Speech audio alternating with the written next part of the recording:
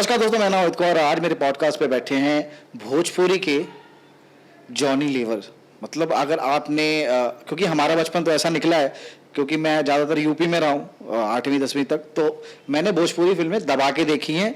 और अगर मुझे कॉमेडी देखने में कोई मज़ा आता है तो आज जो मेरे साथ मेरे पॉडकास्ट में बैठे हैं, उनसे अच्छी कॉमेडी मेरे को लगता नहीं है कि भोजपुरी में शायद कोई कर पाएगा। और हर एक जॉनर में, किसी भी जॉनर में ले लो, ठीक है।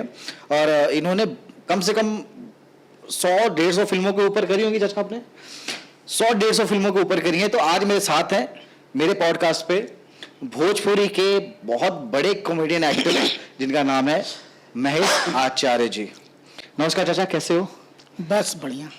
अपने बारे में कुछ बोलना चाहोगे ऑडियंस को? पहले तो तुम्हारे ऑडियंस को हमारा प्यार भरा नमस्कार। और ऑडियंस को यही बोलना चाहूँगा कि आप हमारी फिल्मों को देखते हैं, प्यार देते हैं, दुलार देते हैं, तो उसके लिए हम लोग आभारी हैं। और हम जितने भी एक्टर हैं बहुत आभारी हैं आप लोगों का, जो आप लोग इतना दुलार प्यार हमें देते हैं। अच्छा, तो बहुत दिन से मैं ट्राई कर रहा था कि जब से मैंने पॉडकास्ट स्टार्ट किया है तो मैं बहुत दिन से ट्राई कर रहा था कि चाचा को बुलाऊं एक बारी। वैसे हम लोग मतलब क्योंकि एज में बड़े इसलिए चाचा नहीं बोलता, वो दिल से ही निकलता है मेरे, पता नहीं क्यों। नहीं तो एज में ज़्यादा नहीं, मेरे से कोई 25-30 साल ही बड़े हैं ज़्यादा। और एक हमारा प्यार है, बहुत व्यवहार है साथ में, इसलिए मैं चाचा चाचा बोलता हूँ। तो आप लोग कंफ्यूज मत होना, मैं बीच में नाम लेके ही बोलूँगा, आप करके ही बुलाऊंगा। और चाचा, मेरा जो दिल में आएगा मैं उनसे ऐसे बात करूँ, क्योंकि मैं जिस भी गेस्ट के साथ बैठता हूँ तो मैं सोचता हूँ कि बहुत ज़्यादा कंफर्टेबल होकर बैठूं, उनको ऐसा लगे कि उनका अपने घर पे बात कर रहे हैं, बहुत फैमिली में बात कर रहे हैं। तो कोई मतलब एक कोई सिचुएशन ऐसा ना आए कि कोई अटक जाए किसी बात पे या घबराए कोई बात करने से। तो चाचा, मेरा पहला सवाल आपसे ये है कि आपने भोजपुरी को कितना टाइम दिया अभी तक? मैंने भोजपुरी को बोला जाए तो आधी उम्र तो दे दी। आधी उम्र दे दी आपने? मैं जब 16-17 साल का था तो ही बिहार से मुंबई आ गया था। अच्छा। उस वक्त से भोजपुरी स्टार्ट भी नहीं हुआ था इंडस्ट्री में। भोजपुरी स्टार्ट हुआ है 2002-3 के आसपास, ससुरा बड़ा पैसा वाला से। हाँ, वो मूवी मैंने पता कब देखी थी, मेरा 5वीं का क्लास था। स्कूल से भाग के देखे होगे। हाँ, तो वही अमित मैं बताना चाह रहा हूँ कि ससुरा बड़ा पैसा वाला बाद में आई है, उसके पहले से मैं इंडस्ट्री में हूँ। अच्छा। क्योंकि पहले मैं जब मुंबई आया था, तो जब मैं मुंबई आया तो ये मुझे पता नहीं था। मैं दादर में उतरा ट्रेन से। अच्छा। जनरल की बोगी में आया था धक्के खा के। अब इन दिनों तो फ्लाइट से घूम रहा हूँ। मगर उस वक्त जनरल डब्बे में पटना से पकड़ा था एक train, Patna Kurla super fast एक ट्रेन खुलती है पटना से। अच्छा। तो उसमें पीछे का जनरल बोगी में बैठा था। टिकट था समथिंग उस वक्त 120 रुपये 125 रुपये ऐसा कुछ टिकट था उस वक्त। अच्छा, मतलब आप विदाउट टिकट नहीं आए थे? नहीं, टिकट से आया था, कानून के खिलाफ नहीं जाता। तो टिकट लिया, स्लीपर की तो औकात नहीं थी। स्लीपर 360-370 रुपये का टिकट था। बहुत ज़्यादा उस टाइम? बहुत ज़्यादा था। तो 100 कुछ रुपये थे, तो मैंने बहुत मुश्किल से कुछ पैसे इकट्ठे किए थे, डांस क्लास चला के, और पटना कुर्ला सुपर फास्ट पकड़ के दादर उतरा। तो दादर मुझे किसी ने गोरेगांव बुलाया था कि गोरेगांव में आना, क्योंकि बिना स्रोत के आप मुंबई में नहीं आ सकते हैं। बिल्कुल। मेरा एक ही स्रोत था, तो वो स्रोत था गोरेगांव में। अब मैं दादर उतर गया हूँ और ये पता नहीं है कि गोरेगांव मुझे इधर जाना है कि उधर जाना है। अच्छा। ये मुझे आइडिया नहीं है। ठीक है। कि मुझे गोरेगांव इधर है कि इधर है। मैं उतर गया, अब मैं लोगों से पूछ रहा हूँ गोरेगांव। अभी तो मुंबई बहुत डेवलप हो चुका है, उस वक्त तो एकदम सिंगल ट्रैक थी, 2 ट्रैक थी, 51-51। अभी तो 4 लेन 6 लेन होने वाला हो गया है शायद। मतलब जब जिस टाइम आप आए थे उस टाइम लोकल भी 2 लेन था, विरार तक 2 लेन था। अरे माँ कसम। तो किसी ने बताया अरे आप यहाँ से इधर चल जाइए, तो मैं बैठ गया ट्रेन में। अंधेरी में आके ट्रेन रुक गई। अच्छा। अब मुझे मालूम नहीं कि अंधेरी है ये। अच्छा। तो अंधेरी में रुका। तो ये बहुत ही अच्छी मतलब स्टोरी है। स्टोरी नहीं, वो शायद बोलेंगे कि उस वक्त हम बिहारी थे। तो अंधेरी में वो ट्रेन रुकी, बहुत देर खड़ी रही। अच्छा। तो मैंने पूछा ये गोरेगांव जाएगी? तो लोगों ने ऐसा नहीं, क्या कुछ इशारा ऐसा होता ना मुंबई का कि गोरेगांव जाएगी, ऐसा कि ऐसा मुंडी लाए। तो मैं बैठा रहा कि हाँ जाएगी। मालूम चला गोरेगांव से रिटर्न था वो, अंधेरी से रिटर्न चर्च गेट था वो। अरे माँ अरे फिर 2 बैग साथ में। फिर मैं देखा ट्रेन तो रिटर्न जा रही है, अंधेरी चर्च गेट होती है ना ट्रेन, वो वाली थी लोकल ट्रेन। फिर मैं चर्च गेट चला गया, मैं देख रहा हूँ फिर दादर दिख रहा है मुझे। मैं बोले यार कहाँ घूम रहा हूँ इधर ही में। फिर दादर अरे वापस। तो ऐसी छोटी मोटी घटनाएं घटी हैं। और मुंबई शहर एक ऐसा शहर है जहाँ पे आप टिक गए तो बिक गए, बिक गए।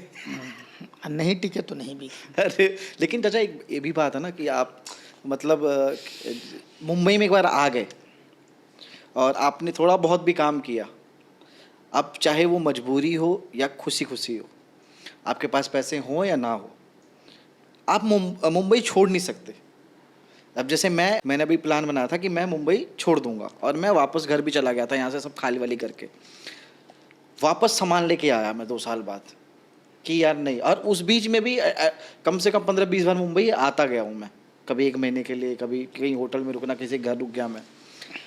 तो ऐसा क्या है मुंबई में जो मतलब आदमी को जाने नहीं देता, मतलब क्या पावर है? देखिए अमित जी, मैं आपको एक बात बता रहा हूँ कि ये पहले भी किसी ने अपने इंटरव्यू में लाइन बोल चुका है और आज आपके ब्रॉडकास्ट में मैं बोल रहा हूँ कि हम लोग जब जन्म लेते हैं तो किसके गोद में पहले आते हैं? माँ के गोद में। माँ की गोद में, बिल्कुल। हमें पालती पोसती कौन है? माँ। हम माँ के बगैर रह लेते कहीं भी, हाँ। मगर माँ हमारे बगैर रहती है क्या? ना, बिल्कुल भी नहीं।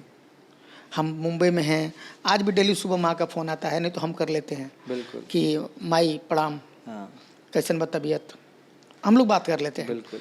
तो हम उनके बगैर रह सकते हैं, वो हमारी बगैर नहीं रह सकती है। नहीं रह सकता। तो ये मुंबई MUMBAI, पहले भी किसी ने इंटरव्यू में बोल चुका है, मैं आपके ब्रॉडकास्ट में रिपीट कर रहा हूँ कि MUM मम, हाँ इंग्लिश में मम, मराठी में बा, हाँ गुजराती में बा, हाँ और मराठी में आई, आई मुंबई। अरे तो ये माँ है और माँ अपने बच्चे के बगैर नहीं रहेगी। अगर आप ईमानदार हैं, वफादार हैं, तो मुंबई आपको पूरा दोबारा खींच के लाएगी। आप लाख भागने की कोशिश कीजिए, यहाँ से आप जा नहीं सकते हैं। अगर आप वफादार, ईमानदार और काम के प्रति सजग हैं, काम के प्रति ईमानदार हैं, तो ये माँ जो है ये आपको नहीं छोड़ेगी। मतलब हर एक माँ यही चाहती है कि बच्चा रहे, कामयाब हो और नाम करे दुनिया में। आज यहाँ पे मुंबई शहर में प्रांत प्रांत से लोग आए हैं। बिल्कुल। ये मुंबई महाराष्ट्र है, यहाँ महाराष्ट्रियन है, मगर यहाँ पे इंडिया का कोई ऐसा स्टेट नहीं है जहाँ के लोग यहाँ पे नहीं हैं। बिल्कुल बिल्कुल, हर जगह के लोग हैं यहाँ पे, बिल्कुल, ये तो है। तो यहाँ पे काम की पूजा होती है, बिल्कुल। यहाँ पे मेहनत की पूजा होती है, बिल्कुल। यहाँ पे वर्क की पूजा होती है, कर्म की पूजा होती है। तो यहाँ पे आपको अगर टिकना है तो मेहनती होना होगा। और मुंबई एक ऐसा शहर है जो हर स्टेट के बच्चों को अपने गोद में बिठा के रखे। बिल्कुल सही। चाचा मुझे ये एक बात बताओ, आपने बोला कि 2001 से हो आप मुंबई में, 2001 से और अभी तक 2024 तक, यानी कि 23 साल हो गए आपको मुंबई में रहते रहते।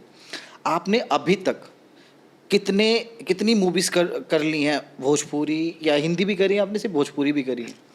देखिए होता क्या है ना अमित जी कि फिल्मों की गिनती करें तो बहुत ज़्यादा है। अच्छा। मगर वो गिनती को हम काउंट नहीं करते।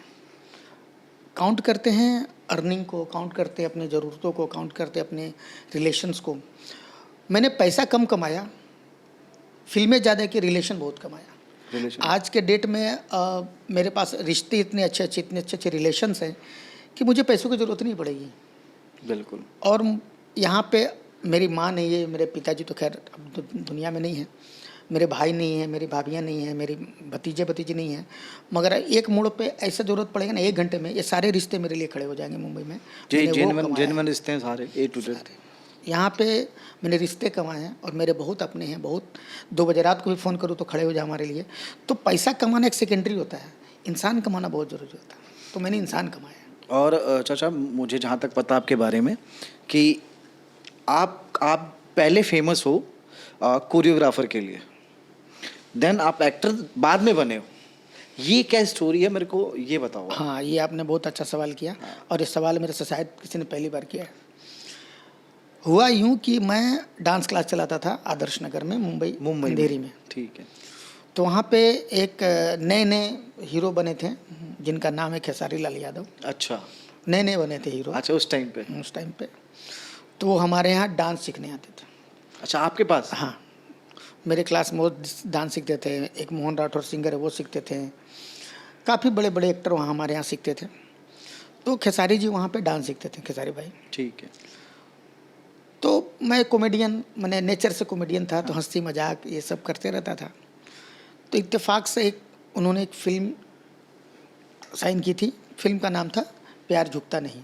ये कब की बात है? ये समथिंग 2012-13 की बात होगी। Okay. अगर 12-13 यही होगी। ठीक है। तो उन्होंने बोला, गुरुजी एक गाना आपको कोरियोग्राफ करना है, चलिए आपको एक गाना मैं दिलाता हूँ। उसके प्रोड्यूसर थे हमारे माननीय अभय सिन्हा जी। अच्छा, और अभय सिन्हा हमारे जी तो बहुत आदरणीय बड़ा बहुत नाम हैं है। और बहुत बड़ा नाम है, बहुत बहुत बड़ा ही नाम है भोजपुरी में। सीनियर है, रिस्पेक्टेड पर्सन है अभय भैया। यशी फिल्म, तो उन्हीं की फिल्म थी, प्रोड्यूसर वही थे। डायरेक्टर थे हमारे मरहूम असलम शेख सर, अच्छा। बहुत ही टैलेंटेड डायरेक्टर थे वो थे। और उस टाइम पे भी जब डिजिटल आ चुका था, उस वक्त भी नेगेटिव पे शूट हो रहा था, मैंने रॉ पे शूट हो रहा था। अच्छा। हाँ, 435 कैमरा लगा हुआ था, जो 4 मिनट का स्टॉक 10,000 का आता था, उस पे शूट हो रहा था। वो जो रील वाला सिस्टम था, रील पे शूटिंग हो रही थी। अच्छा, ओके। उस वक्त जो कि डिजिटल आ चुका था, उसके बावजूद भी वो लोग नेगेटिव शूट कर रहे थे उसको। एक बात बता दूं मैं कि जो वो रील वाली मूवी जो भी बनी है, डिजिटल वाले से लाख गुना अच्छा होता है। हाँ, तो उस टाइम पे डिजिटल आ चुका था, उसके बावजूद भी अभय भैया और असलम सर नेगेटिव पे शूट कर रहे थे, प्यार झुकता नहीं। तो कुछ एक्टर आए थे वहाँ पे वो करने के लिए, एक्टिंग करने के लिए। आप फिल्म देखेंगे तो आपको समझ में आ जाएगा, या हमारी ऑडियंस देखेगी वो फिल्म तो समझ में आ जाएगा। 3 दोस्त बने थे खेसारी जी के, और वो पटना से आए थे, लड़के सेलेक्ट होकर के, अच्छे एक्टर थे, थिएटर करके आए थे। मगर शायद असलम सर सेटिस्फाइड नहीं थे उनकी एक्टिंग से। अच्छा। तो असलम सर ने बोला, यार मैं गाना करने गया था। आप कोरियोग्राफर? हाँ, एक गाना करने गया था करने कि फिल्म मिल गई, चलो कर लेते हैं। तो खेसारी जी ने, मैंने लंच ब्रेक तक हो गया, असलम सर सेटिस्फाइड नहीं हो पा रहे हैं कि यार ये सीन ही नहीं हो पा रहा उनका। एक मंदिर का सीन था, खेसारी जी बैठे हैं, उसका सामने वाले का दाढ़ी नोचते हैं। फिल्म है, वो यूट्यूब पे फिल्म आ चुकी है, आप देख सकते हैं। अच्छा। तो खेसारी जी ने बोला, गुरु आप कर लीजिए रोल। मैंने बोला, यार मैं एक्टर थोड़े हूँ, मैं तो कोरियोग्राफर हूँ। बोले नहीं नहीं आप बहुत अच्छा करेंगे, कीजिए देखिए। तो मुझे एक ड्रेस पहनाया गया, और दोपहर लंच ब्रेक हो गया, अभी तक वो सीन ओके नहीं हुआ था। नेगेटिव तो जा ही रहा है, खर खर खर खर चल ही रहा था वो। हाँ। फिर मैंने किया तो 1 टेक ओके हो गया। अच्छा। तो अगर मेरा एक्टिंग 19 की जगह 16 भी हुआ होगा, तो मगर सुबह से सब पागल हो गए थे देख देख के, यार सीन ही नहीं हो पा रहा है। फिर वो सीन ओके हो गया, असलम सर ने बोला डन, सब लोगों ने ताली बजाई सेट पे। फिर वहाँ से पूरा फिल्म में मुझे एक और दोस्त ऐड किया गया, और सारे डायलॉग मुझे दिए गए। अच्छा। हाँ, और 3 दोस्त भी हैं, वो दोस्त जो आए थे वो भी हैं। फिर वहाँ से मेरा सफ़र शुरू हुआ। उसमें एक बहुत हिट गाना था कि हमरो के लगी सुताली यामा, बेटा और पीकर और करेला डरामा। खेसारी जी का हिट गाना था। अच्छा। उस फिल्म में है वो गाना। मतलब आपका जो करियर स्टार्ट हुआ है फिल्म इंडस्ट्री में, वो 2012 से 13 से, उसके पहले का जो है वो, उस पर हम आऊँगा मैं बाद में। लेकिन मैं एक चीज़, आप ये आपने बोला कि आप गाना वो करने गए थे कोरियोग्राफ, आपको शायद पता होगा या नहीं पता है, मैं बताता हूँ। आपने खेसारी जी के साथ एक गाना किया है, वो बहुत लो बजट का गाना, जहाँ पे हम लोग शूट करने गए थे एक बार, जिस विला में हमने शूट किया था, वसी नेस्ट में ही। हाँ। तो वहाँ नौका भतार, आपको पता, one of the most viewer वाला वो गाना है, मैंने बहुत चला वो गाना। मैंने खेसारी जी के बहुत सारे गाने कोरियोग्राफ किए हैं जो 100 मिलियन से ऊपर गए हैं। जैसे मैं हमरो सुताला तनी कोरा में मोरा सैया, उसी रिसोर्ट में शूट किया था वो गाना। अच्छा। हाँ, वही उस दिन हम लोगों ने 27 गाने शूट किए थे। कितने, एक दिन में? एक दिन में। एक दिन में 27 गाने, जिसमें से नौका बतार, डोली में गोली मार दे, सुताला तनी कोरा में काजल जी थी और खेसारी भाई थे। हाँ हाँ हाँ। 27 गाने हम लोग ने पूरे दिन में शाम तक शूट किए थे। मतलब 12 घंटे में? 12 घंटा भी नहीं बोल सकते उसको, 9 से लेकर 6 बजे तक। 6-7 कैसे, मतलब कैसे हुआ ये? मतलब स्पीड, काम करने का स्पीड। सारे टैलेंटेड लोग एक जगह हो जाएंगे तो फिर तो काम तो होगा ही ना। बाप रे। और मैंने आपको उसी गाने से देखा है, वो जो क्योंकि वो गाना मेरा बहुत फेवरेट है। अगर मेरा मन करता है थोड़ा सा मूड के बाद कि चलो नाचना है, डांस करना है, चाहे मेरा बर्थडे है, चाहे, मैं 3-4 गाने लगाता हूँ भोजपुरी के, और वो गाना जो नौका बता, वो मेरा ऑल टाइम फेवरेट गाना? हाँ, तो हम लोग जब काम करने बैठते हैं ना तो सिर्फ काम पे ही फोकस करते हैं। जब मैं खेसारी जी और मिल जाए तो हम लोग का कॉमेडी टाइमिंग भी बहुत अच्छी है। तो मेरा कोरियोग्राफी, हमारे तो पुराने स्टूडेंट रह चुके हैं वो, तो मज़ा आता है। हम लोग एक बार विरार में शूट कर रहा था, उसमें भी हम लोग शायद 16-17 गाने किए थे एक दिन में, जिसमें से 2 गाने हिट हैं। एक तो इंटरनेशनल हिट है, ठीक है, अच्छा। वो गाने का कोरियोग्राफर मैं ही था, चांदनी सिंह हीरोइन थी और खेसारी भाई हीरो। ठीक है, अच्छा, ठीक है, हाँ। ना दे जंग ही बिताएंगे, ये, हाँ। उसका कोरियोग्राफर मैं हूँ। फिर उसमें एक और गाना है, उसी दिन शूट हुआ था कि जब जब कहबू तब होई लब कला सब होई, अच्छा। वो भी गाना कोरियोग्राफर मैं ही हूँ। तो उसी दिन शूट किया था सारे गानों को। तो एक ये चंक था, एक वो चंक था। फिर खेसारी जी के साथ मैंने होली के गाने किए हैं कि देवरा क्या था वो, भतार मेरा होली में धोखा दिया है, उस गाने में मैं भी हूँ। देखिएगा साड़ी और नकबुला पहन हाँ, हाँ, करके। हाँ। तो हम लोग करते रहते हैं ऐसा, जब मिलते हैं तो बात वहाँ पे टाइम और पैसों की नहीं होती है, बात एक दोस्ती की होती है।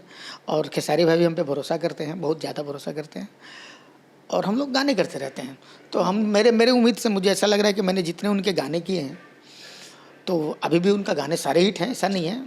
गाने तो ऑलमोस्ट ऑल टाइम हिट आदमी है वो। बिल्कुल बिल्कुल। मगर उस समय की बात है, अब तो बहुत यूट्यूब की वजह से काफ़ी खर्चे हो रहे हैं एल्बम्स में। हाँ। अभी उनके सारे गाने उठा के देख लीजिए, बहुत खर्चा हो रहा है। बहुत खर्चा हो रहा है, बिल्कुल उस टाइम पे इतना खर्चा नहीं था, उस वक्त काम था, हाँ, काम था, मेहनत और था, मेहनत था। खर्चा नहीं था। बिल्कुल बिल्कुल बिल्कुल। आजकल एक गाना शूट करने में 2-2 3-3 दिन जा रहा है मेरे ख्याल से। हाँ, और उस टाइम मैं तो यही सुन के एक हैरान दिन हूँ में कि- 27 गाना हाँ, करते थे। मैं और वो सबसे मतलब वहाँ पे अगर आप बोल रहे हो तो 3-4 गाने तो बहुत ज़्यादा हिटेड गाना है। वही और ये कौन से सन की बात कर रहे हो आप? मतलब 2011, 12, 13, 14, 15 के बीच का है कि उसके कहीं पे और है? नहीं नहीं, ये 16, 17, 18, ये समथिंग 17-18 की बात है। बाप रे। और हम लोग जिस टॉपिक पे थे, मैं ये पूछ रहा था आपसे कि आप आए प्रॉपर 2013 में फिल्म लाइन में। उससे पहले आपने कोरियोग्राफी करी है ना? और आपने बीच में अभी मेरे को बोला कि पापा नहीं थे, है ना? तो मैं सोच रहा हूँ कि 2 चीज़ें पूछूं अभी फ़िलहाल, लेकिन मैं पहली ये चीज़ पूछना चाहता हूँ, पापा कब एक्सपायर हुए थे और कैसे क्या हुआ था उस टाइम पे? ये अमित ना, ये बहुत ही कि मेरे जीवन से जुड़ा हुआ एक ऐसी बात है जो शायद मैं शेयर नहीं करना चाहता हूँ। शेयर करूँगा तो शायद आंखें नम हो जाएंगी, आंखें भर जाएगी। क्योंकि पापा जो मेरे थे ना, मैं 5 भाई में सबसे छोटा हूँ। अच्छा। मेरे से बड़े 4 भाई हैं और मैं सबसे छोटा। तो छोटा बेटा दुलरुआ होता है। बिल्कुल बिल्कुल। तो पापा का मैं बहुत अच्छा दोस्त रहा हूँ।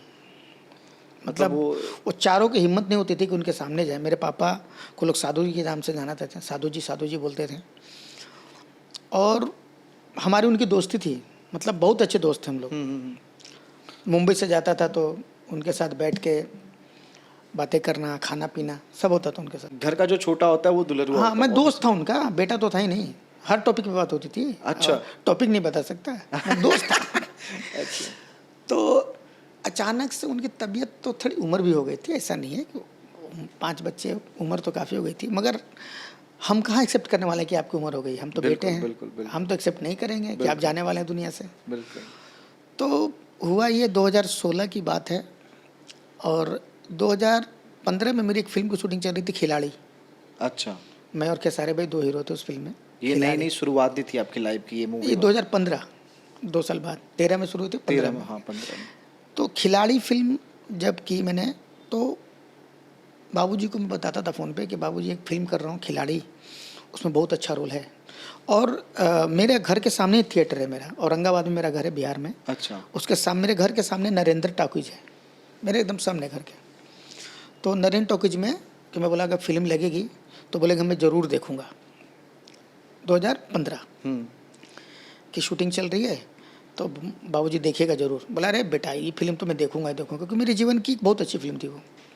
उस फिल्म के लिए मुझे अवार्ड भी मिला, बेस्ट कॉमेडियन का। अच्छा। हाँ, सब रंग अवार्ड मुझे मिला था उसका।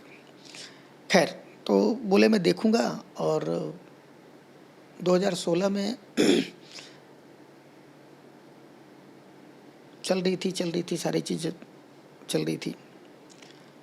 फिर उनकी तबीयत ज़्यादा बिगड़ने लगी। मैं तो मुंबई में था, शूटिंग में बिजी था।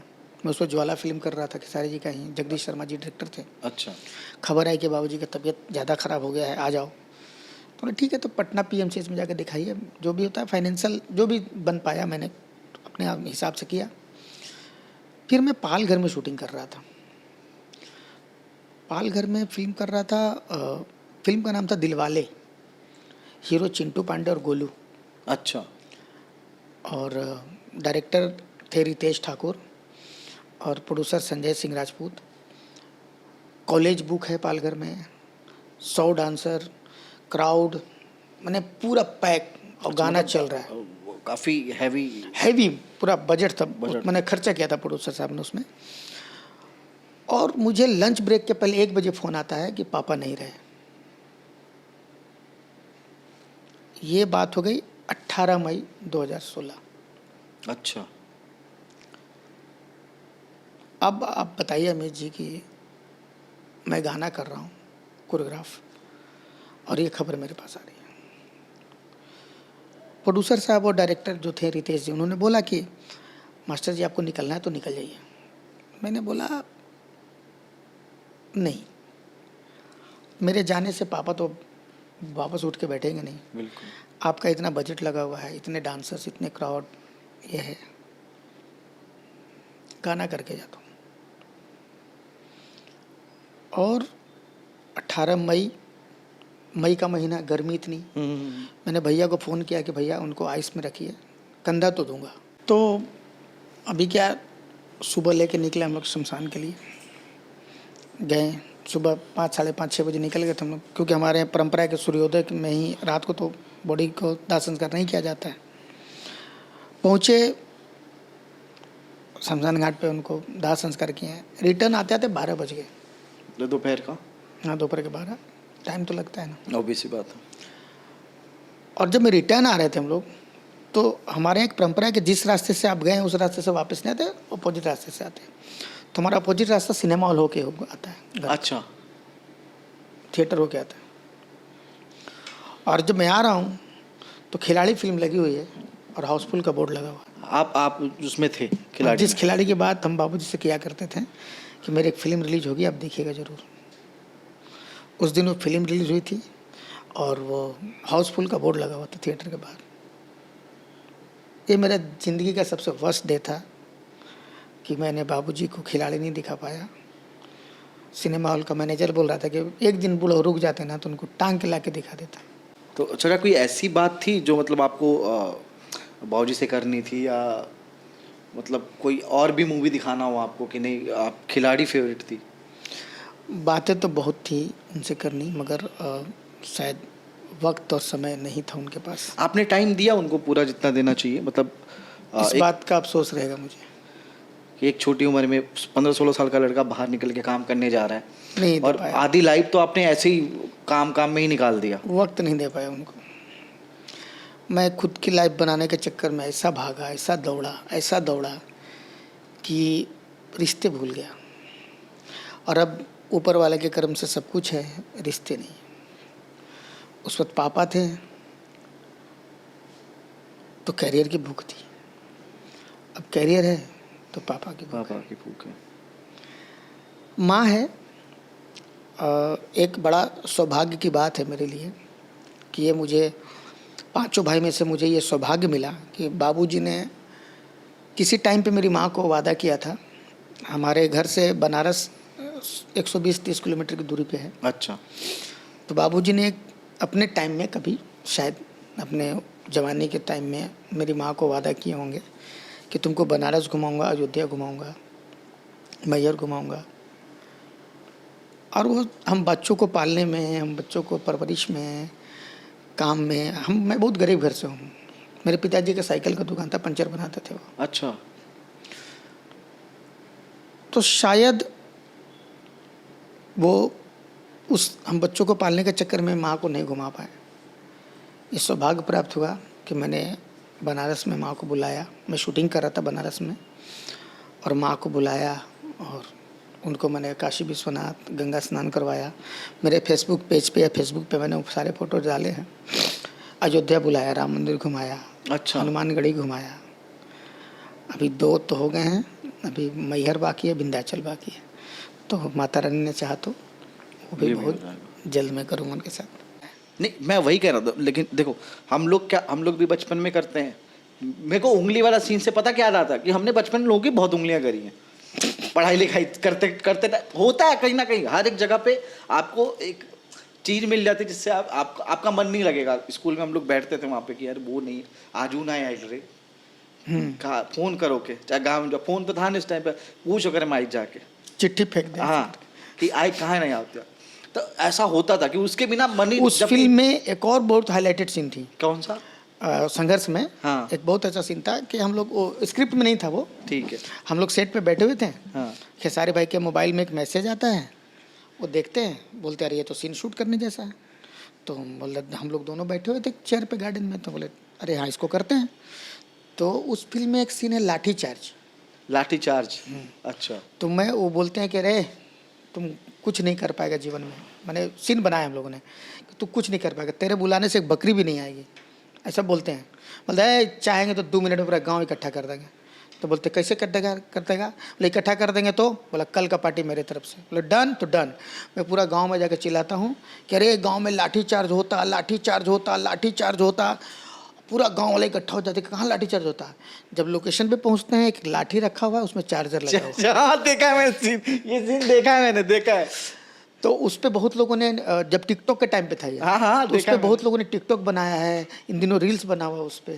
तो हम लोग का क्रिएट किया हुआ था, हम लोग उसको इम्प्रोवाइज किए थे और ये सीन शूट किया था। अच्छा, हम कब से बात कर रहे हैं, आप केसारी भैया का नाम बार बार ले रहे हो। आप दोनों की दोस्ती कैसे हुई, कितनी गहरी दोस्ती है, ठीक है? और अभी फिर क्योंकि मैं केसारी जी के बारे में बहुत टेढ़ सवाल पूछने वाला हूँ, तो इसलिए मैं पहले पूछ लूँ, कहीं वहीं से माइक उठा के मार दो मेरे को। तो इसलिए पहले बहुत बता, आप मेरे को पहले ये बता दो, आप दोनों की दोस्ती कैसी हुई, कैसे हुई, कितने साल पुरानी दोस्ती हो चुकी है और कितनी गहरे संबंध है दोनों आप दोनों के? मेरा और खेसारी जी का दोस्ती का बताया तो कि मेरे डांस क्लास में डांस हाँ, करते थे। हाँ। पहली मुलाकात हमारी वहीं हुई। फिर उनकी एक फिल्म थी, उनकी शायद वो दूसरी होगी या तीसरी फिल्म होगी। जिसका गाना आप कोरियोग्राफ कर नहीं, हाँ। उसके पहले अच्छा। फिल्म का नाम था हवा में उड़ता जाए लाल दुपट्टा मलमल का। इतना बड़ा नाम था कि कहाँ तक गया पता नहीं, उड़ गया वो। उसमें हीरो थे वो, और हम लोग उसका गाना कोरियोग्राफ मैंने किया पूरे गाने में। दीप मोहम्मदाबादी उसके डायरेक्टर थे, हाँ। टी सीरीज के। अच्छा खासा प्रोजेक्ट था वो। वहाँ फिर हम लोगों का जो शुरुआत हुई है, वहाँ से वो मेरे फ़ैन हुए, मैं उनका फ़ैन हुआ काम से। और फिर सफ़र चलता रहा। और आपको बता दूं जानकारी के लिए कि खेसारी जी हमारे बहुत करीबी हैं, बहुत अच्छे मित्र हैं, हमारे हर सुख दुख के साथी हैं। वो किसी भी मोड़ पे वो अगर फंसते हैं तो मुझे याद करते हैं, मैं कहीं फंसता हूँ तो उन्हें याद करता हूँ। अदरवाइज़ हम लोग ऐसा फ़ोन करके गुड मॉर्निंग गुड नाइट नहीं करते हैं। जब हम लोग की कुछ बहुत ही मुसीबत हो या खुशी हो तो हम लोग आपस में बात करते हैं और शेयर करते हैं। ये पॉडकास्ट देखेंगे शायद? बिल्कुल देखेंगे वो। अच्छा, क्यों नहीं पक्का? देखेंगे, पक्का। अरे तो मुझे ये आपसे पूछना था, और कितनी गहरी दोस्ती है, मतलब ये तो बता, कितना साल हो गया अभी तक? 10-12 साल? ज़्यादा हो गया। ज़्यादा हो गया। अच्छा, मुझे मैं इससे पहले मैंने पॉडकास्ट किया किसी एक्टर के साथ, वो भोजपुरी की एक्टर्स थी जो उन्होंने काम छोड़ दिया अभी। उनसे मैंने पूछा कि आपने भोजपुरी क्यों छोड़ा? उन्होंने बोला कि वहाँ पे 2 गुंडे हैं, पवन सिंह और केसारी लाल यादव, ठीक है? वो लोग किसी को टिकने नहीं देते हैं, आपस में लड़ भिड़ के खुद ही रहते हैं। और आप देख लो कि कोई भी हीरोइन आगे नहीं बढ़ती, और जो थी भी, उन्होंने अक्षय सिंह के बारे में बोला पूरा प्रॉपर, कि जो थी भी उसको भी निकाल के बाहर फेंक दिया। वो लोग ये चाहते हैं कि सिर्फ हम दोनों ही भोजपुरी में रहें, बाकी कोई ना रहे। तो ये सच है? नहीं, अगर वो ऐसा चाहते तो इंडस्ट्री में कोई हीरोइनें नहीं होती आज। अभी आप देख रहे होंगे अमित जी कि अभी जो भोजपुरी फिल्म का सिलसिला चल रहा है, ये हीरोज का नहीं हो रहा है। अभी सास बहू ननद भौजाई चल रहा है। टीवी में जितनी फिल्में आ रही हैं, यूट्यूब पे जितनी फिल्में आ रही हैं, छोटी बहू, बड़ी बहू, सास, ननद, भौजाई, अगर हीरोइनों को अगर वो दरकिनार कर दिए होते तो आज हीरोइनें यहाँ पे टीवी पे कैसे कमाती? अभी तो दौर ऐसा चल रहा है कि जो बैठी हुई हीरोइनें थी वो भी आज काम कर रही हैं। अच्छा। आज ये जो बोल रहे हैं कि उन्होंने आपस में लड़ झगड़ के दूर कर दे, ये अभी फिल्में नहीं कर रहे हैं क्योंकि इनका बजट कंपनी अफोर्ड नहीं कर पाएगी। ये जो पेमेंट चार्ज करते हैं, कोड करते हैं, चाहे इनको फिल्म लेकर के मेकिंग में जो खर्चा होता है वो शायद अभी कंपनी अफोर्ड नहीं कर पाएगी, आपको एक सोलो प्रोड्यूसर अफोर्ड नहीं कर पाएगा। मगर चैनल में तो आज सारी हीरोइनें छाई हुई हैं। आप उठा के देख लीजिए, हीरोइन, सास, जितनी औरतें थीं यूपी बिहार की या हमारे जो आर्टिस्ट हैं, जो को आर्टिस्ट हैं, माँ का रोल जो करती हैं, वो चाहे किरण जी हो गई, चाहे विद्या जी हो गई, चाहे माया जी हो गई, चाहे नीलम जी हो गई, जितने भी माएँ हैं आज सबसे ज़्यादा बिजी वो लोग हैं। हीरोइनें में देख लीजिए, जितनी भी हीरोइनें हैं, बट मतलब जो एकदम ख़त्म हो चुकी थी वो भी आज एक्टिंग करके पैसा कर रही हैं। तो ये तो गलत मैसेज है ना कि हीरो लोग हीरोइन को बाहर करवा देता है। नहीं, ये कतई इसमें बिल्कुल गलत है ये। एकदम गलत है ये। तो ये पूरा ही एक गलत मैसेज है। जिन्होंने बोला, मैं उनका नाम नहीं जानना चाहूँगा कि किन्होंने क्या बोला है। उन्होंने बस यही नहीं, उन्होंने बहुत कुछ बोला। अब मैं आता हूँ क्योंकि मुझे ये आपसे जानना है। उन्होंने ये बोला कि जितने भी लोग वहाँ पे काम करने जाते हैं, खास करके लड़कियाँ, उनको बोला जाता है कि कॉम्प्रोमाइज़ तो नॉर्मल वर्ड है वहाँ के लिए, ठीक है। और फिर कहते हैं अगर तुम फेमस हो गई तो तुम भाग जाओगी, तो इसके लिए मुझसे शादी कर लो कुछ टाइम के लिए, या तो मेरी गर्लफ्रेंड बन जाओ। ये क्यों शादी वाला मेरे को समझ में नहीं आया। ऐसे ही अनलगर बात है ये, तो फालतू के भाई भाई आपने ब्रॉडकास्ट में बुला लिया, हमको कुछ बोलना है बोल दिए, कुछ टाइम के लिए शादी कर लो, मतलब कॉन्ट्रैक्ट मैरिज। हाँ। अरे पहले उसको पूछो, जो भी है तुमको बताती है ना अमित जी, हाँ। कि ऐसा ऐसा कॉम्प्रोमाइज़, पहले कॉम्प्रोमाइज़ का स्पेलिंग पूछो तो उससे वो बता दे कॉम्प्रोमाइज़ का स्पेलिंग, तो जो बोलो सो। अरे ये सब कुछ नहीं है, ऐसा कुछ नहीं है। जो यहाँ से थक हार के रिटर्न चले जाते हैं वो छींटे उछालते हैं एक्टरों पे, बस। जिनको काम नहीं मिला या बस फ्रस्ट्रेट हो गया, तुम्हारे अंदर टैलेंट ही नहीं है। मैं अभी इतने फिल्में करता हूँ, कोरियोग्राफ करता हूँ, बहुत सारे ऐसे मुझे टकराए हैं, हीरोइनों की बात कर रहा हूँ मैं, जिनको डांस का डी नहीं आता है, एक्टिंग का ए नहीं आता है, फिर भी हीरोइन है वो। क्यों? क्योंकि प्रोड्यूसर आके कान में बोलता है, मास्टर जी थोड़ा डांस में कमजोर है, संभाल लीजिएगा। भाई तू बिजनेस कर रहा है कि तू मेरे को समझाने आया है? तो इसमें मेन हाथ किसका है? प्रोड्यूसरों का है? इन जो इन्वेस्टर है मूवी के, उनका हाथ है? नहीं, उनका भी हाथ नहीं है। फिर मेन टॉपिक पे इस पे आते हैं हम लोग कि ये जो लड़कियां जो उछालती हैं, हाँ। कि कॉम्प्रो के लिए बोलते हैं, हाँ। और कुछ दिन के लिए शादी कर लीजिए बोलते हैं। अबे शादीशुदा आपसे आदमी से पूछो, कौन हीरो शादीशुदा नहीं है? मैं वही कह रहा हूँ कि मेरे को हंसी आई थी। अबे हम एक शादी से परेशान है, दूसरा शादी करने जाए अभी एक बीवी संभल नहीं रही है। अभी वो पॉडकास्ट डाला नहीं है मैंने, भी डालूंगा एडिट करके। मेरे को भी हंसी आई उस चीज़ पे, बट मैं ये पूछना चाह रहा हूँ तो बस, क्योंकि वो देखो मुझे भी कई एक दो मूवी मैंने भी प्रोड्यूस करी, आपको पता है, भोजपुरी की है ना, तो मैंने भी जहाँ तक देखा। हाँ तो खुद प्रोड्यूसर हो तो समझ में रहा है, किए थे किसी को ऑफर किया? हाँ, मेरे को ऑफर आया था, लेकिन मेरी तो हिम्मत ही नहीं पड़ती किसी लड़की को मैं डायरेक्ट कुछ बोल एज ए दूं। प्रोड्यूसर तुमको उधर से ऑफर आया था? हाँ, आगे से आया था। हाँ, किए नहीं, तो फिर हमारे प्रोड्यूसर कैसे खराब हो गए? तो इसका मतलब सामने से आता है, सबका अपना तो सब तुम्हारे तरह लंगोट के कमजोर नहीं होते, मजबूत नहीं होते हैं ना। कोई ढीले भी होते हैं। सामने से ऑफर आएगा, अभी लड्डू लेके आओगे तो कोई भी खाएगा यार।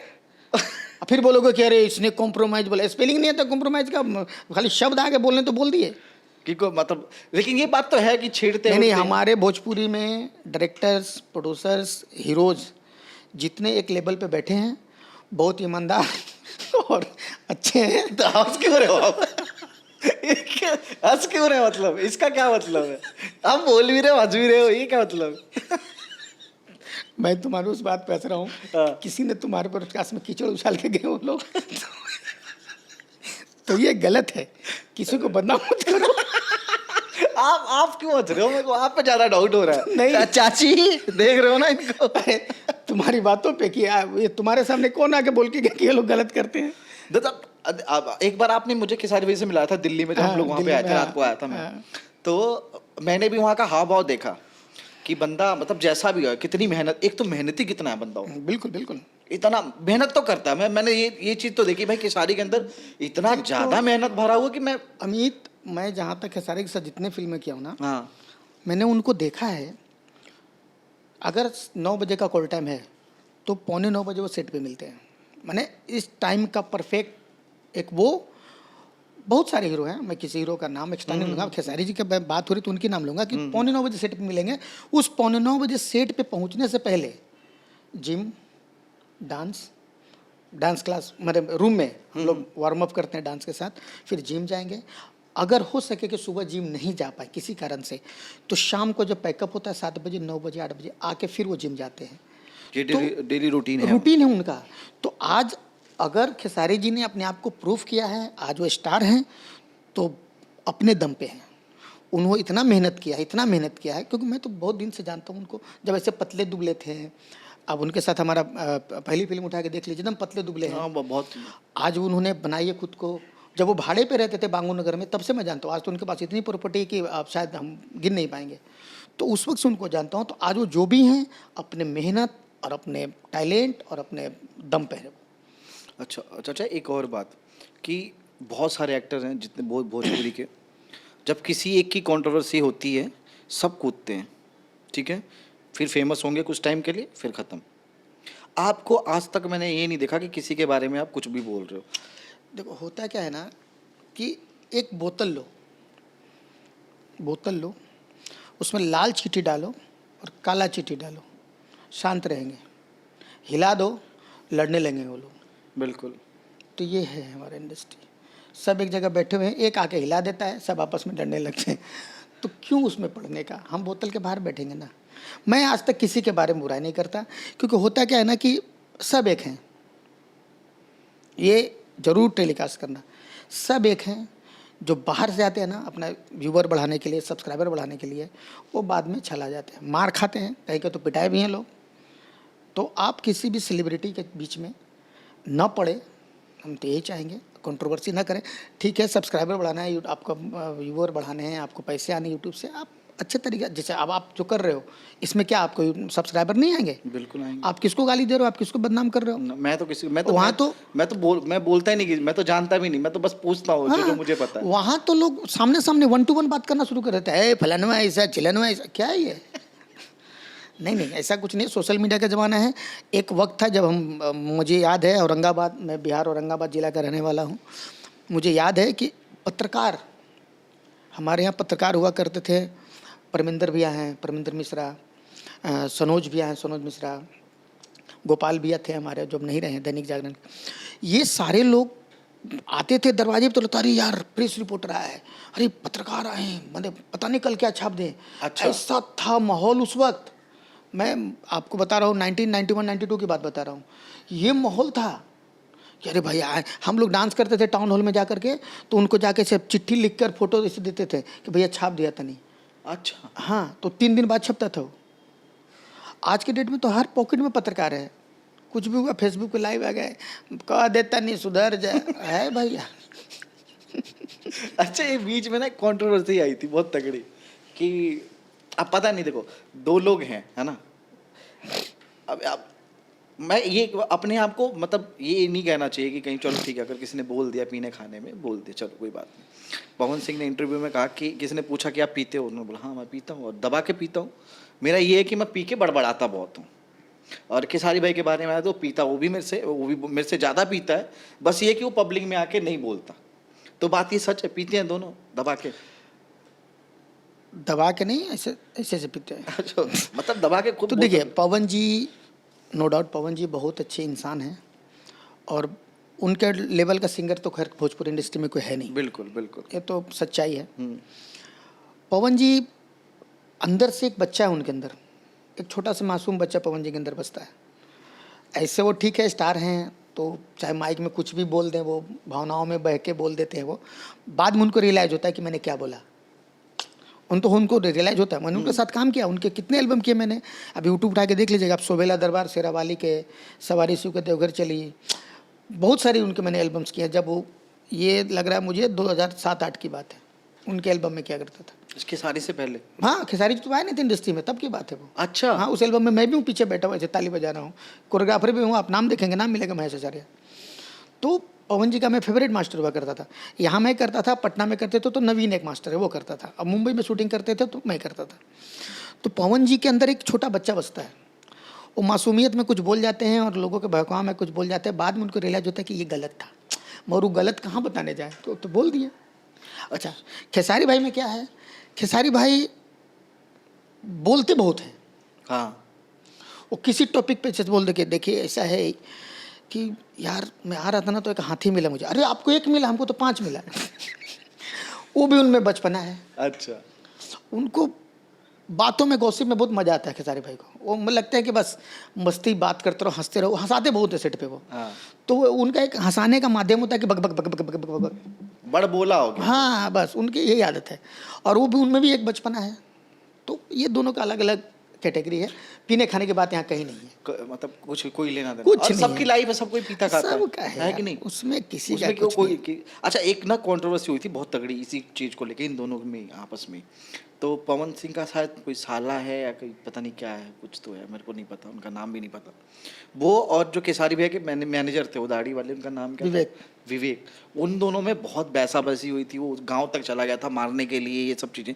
तो ये सब बातें आप लोगों को पता चलती हैं या पता है? और क्या रिजल्ट क्या है उसका? कुछ भी नहीं हो गया। यूट्यूब पे फेसबुक पे क्यों चिल्लाने का? लड़ने वाले झगड़ने वाले थोड़े सा बात करते हैं, वो उनको भैया प्रचार चाहिए, उनको बस अपना माहौल बनाना है, उनको ये करना है। बहुत सारे ऐसे आते रहते हैं यूट्यूब पे, फॉलोअर बढ़ाने के चक्कर। फॉलोवर बढ़ाने हैं, सब्सक्राइबर बढ़ाने हैं, व्यू बढ़ाने हैं, तो उसके चक्कर में आप सेलिब्रिटी को क्यों घसीटते हो यार तुम लोग?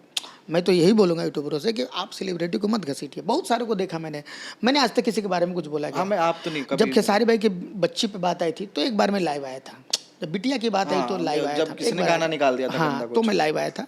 बाकी मैं इन लोगों को लड़ाई झगड़ा सब मैं सब जानता हूँ, तो नहीं पड़ता, ठीक है। मगर यूट्यूबर अपना फॉलोवर्स, अपना व्यूवर बढ़ाने के लिए सब करते हैं, तो ठीक है, करें, उनका अपना बिजनेस है, उसमें हम लोग क्यों पीछे?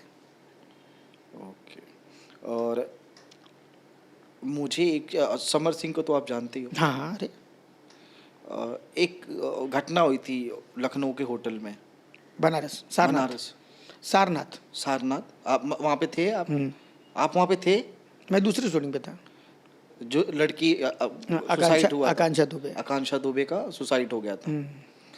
इसमें क्या सच है क्या झूठ है? आपको पता है उसकी वजह से हमारी मतलब मेरे चाचा हैं गोरखपुर में ही, उन्होंने एक मूवी बनाई, उन्होंने अच्छे पैसे डाले, 65 लाख रुपए डाल दे, अभी तक वो मूवी लेके घूम रहे हैं। उसी वही फिल्म है क्या जिसमें देहांत हुआ था उसका? नहीं नहीं नहीं, वो मूवी नहीं है, वो गोरखपुर में ही शूट हुआ है पूरा, उसकी कास्ट ही अलग है। और हीरोइन एक दूसरी हैं। मेरे चाचा अभी भी कह रहे हैं कि यार अगर तू बिकवा सकता है या ये कर सकता है कुछ। हीरो कौन है उसमें? हीरो कौन है? हीरो समर सिंह। अच्छा, समर सिंह है, समर सिंह है जिनका ये पंगा पड़ा था, जिसकी वजह से हाँ। वो जेल वेल में वही गया था ना मैंने हाँ। बंदा।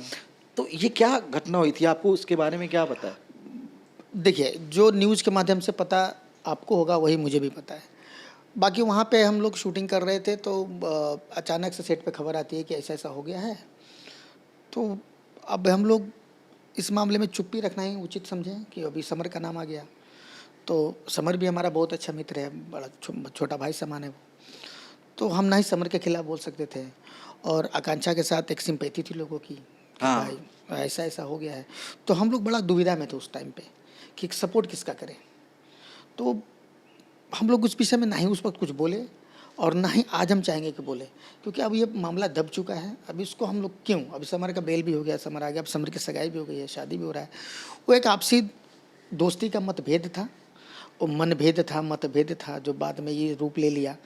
तो हम चाहेंगे ही लोगों से कि ऐसा कदम ना उठाएं कि ठीक है, लड़ाई झगड़ा आपस में होता रहता। आज आकांक्षा की माँ का इतना, आकांक्षा थी तो कमा धमा के देती थी, घर पे चलाती थी, एक घर की जिम्मेदारी थी आकांक्षा के ऊपर, और उसने ऐसा कदम उठा लिया। तो आज तो वो नहीं है इस दुनिया में, मगर उसके घर वालों पे क्या बीत रहा है ये देखकर थोड़ा हमें भी दुख होता है। तो मैं यही चाहूँगा कि ऐसा कदम ना उठाएं।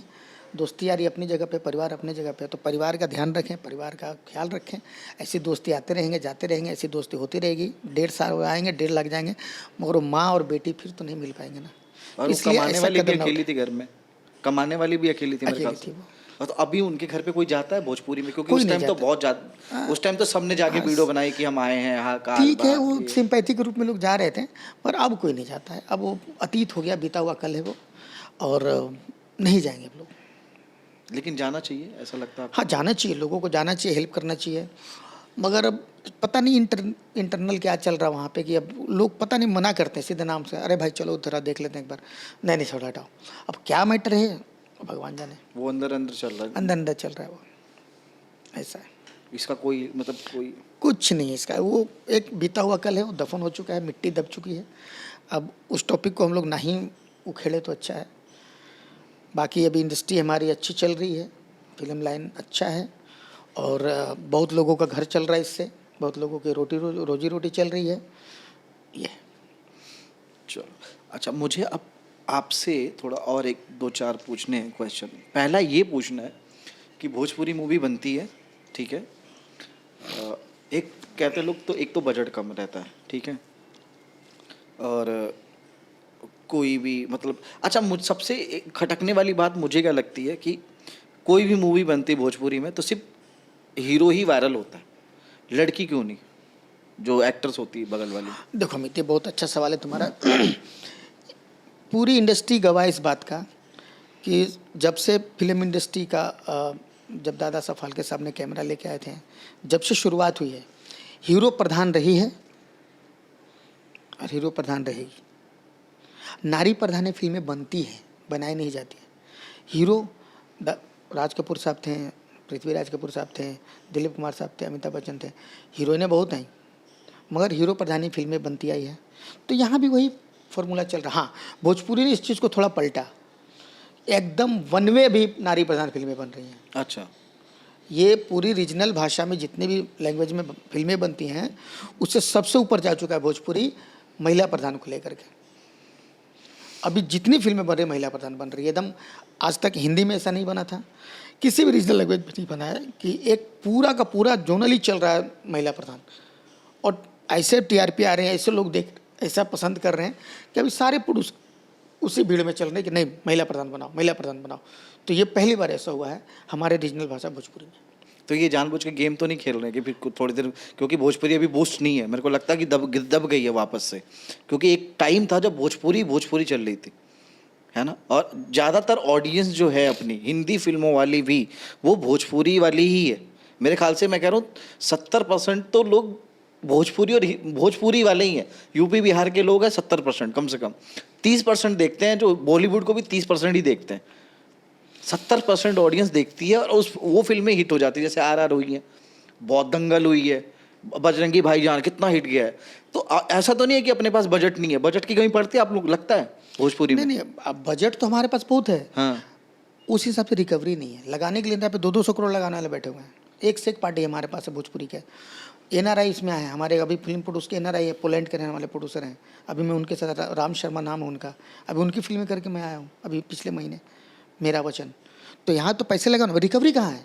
तो रिकवरी क्यों नहीं हो रही, मतलब क्या? यही तो प्रॉब्लम है। अभी क्या, हीरो हमारे पवन जी हो गए, खेसारी जी हो गए, चाहे जो भी हीरो हैं, फिल्में रिलीज होती है, आप प्रमोशन में क्यों नहीं जाते हो? आप खाली फेसबुक पर लाइव आकर बोल दोगे कि हमारा ही फिल्म आवता देख ला जा। आप थिएटरों तक जाइए।